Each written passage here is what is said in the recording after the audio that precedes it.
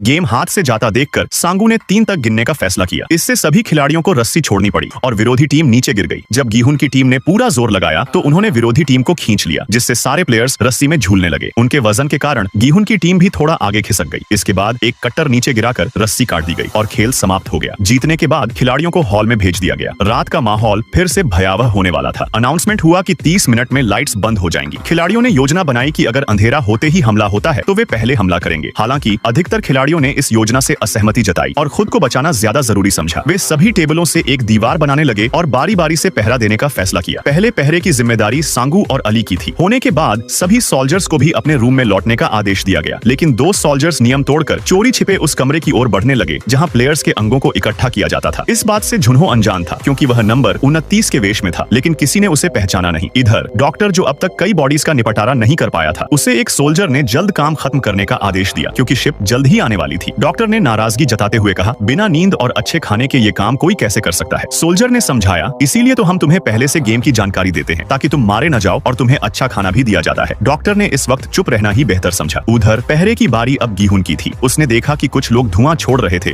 और एक आदमी को बेरहमी से पीटा जा रहा था। तभी एक बुजुर्ग खिलाड़ी ने उसे जगाया। दरअसल वह अपनी पुरानी यादों में खोया हुआ था। उसने बताया कि एक बार हड़ताल के दौरान उसके दोस्त की जान चली गई थी। दूसरी तरफ सोल्जर्स जल्द से जल्द काम खत्म करने की कोशिश कर रहे थे। एक सोल्जर ने डॉक्टर से कहा, अगर तुम मुझे ये काम सिखा दो तो शायद मैं तुमसे बेहतर कर सकता हूँ, क्योंकि पिछली बार जब तुमने एक प्लेयर की आंख निकालने की कोशिश की थी तो वह खराब हो गई थी। डॉक्टर ने सफाई दी, ऐसा इसलिए हुआ क्योंकि वह आदमी तब भी सांस ले रहा था और होश में आ गया था। अब डिलीवरी का समय हो चुका था। दोनों ने बैग उठाए और निकल पड़े। उन्होंने एक कंटेनर हटाया जिसके पीछे एक गुप्त सुरंग थी जो सीधे समुद्र की ओर निकलती थी। यह सुरंग वीआईपी मेहमानों के लिए तैयार की गई थी। डॉक्टर ने अगले गेम के बारे में पूछा, लेकिन सोल्जर्स इस जानकारी से अनजान थे। यह सुनकर डॉक्टर घबरा गया। उसने तुरंत एक सोल्जर को कटर की मदद से बंधक बना लिया और धमकी दी, अगर मुझे गेम की जानकारी नहीं मिली तो सबसे पहले यह मारा जाएगा। सोल्जर ने उसे शांत करने की कोशिश की, लेकिन डॉक्टर नहीं माना। मजबूरी में उसने कंट्रोल रूम जाने का फैसला किया, लेकिन चाबी बंधक बने सोल्जर की दाईं जेब में थी। चालाकी दिखाते हुए डॉक्टर चाबी निकालने के लिए झुका, लेकिन इसी मौके पर सोल्जर ने खुद को आजाद कर लिया। हालांकि आखिर में डॉक्टर ने उसे मार